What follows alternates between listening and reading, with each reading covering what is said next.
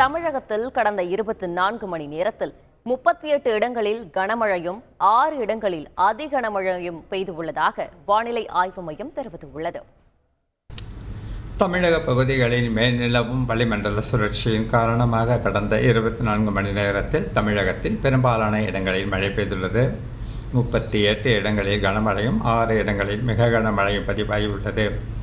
அதிகபட்சமாக நாமக்கல் மாவட்டம் புதுச்சத்திரத்தில் 16 சென்டிமீட்டர் மழை பதிவாகியுள்ளது.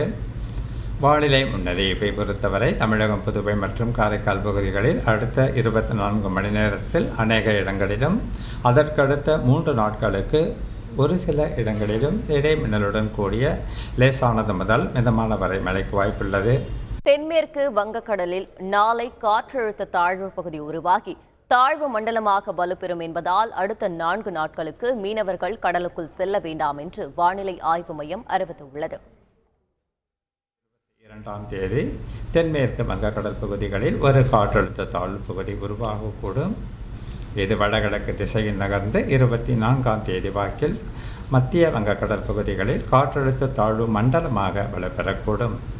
இதன் காரணமாக தமிழக கடலோர பகுதிகள், மன்னார் வளைகுடா பகுதிகள், குமரி கடல் பகுதிகள், கேரள கடலோர பகுதிகள், தென்மேற்கு வங்கக்கடல் பகுதிகள் மற்றும் அதனை ஒட்டிய தென்கிழக்கு வங்கக்கடல் பகுதிகளில் சூறாவளி காற்று வீச வாய்ப்புள்ளதால் அடுத்த 4 நாட்களுக்கு மீனவர்கள் இப்பகுதிகளுக்கு செல்ல வேண்டாம் என்று அறிவுறுத்தப்படுகிறார்.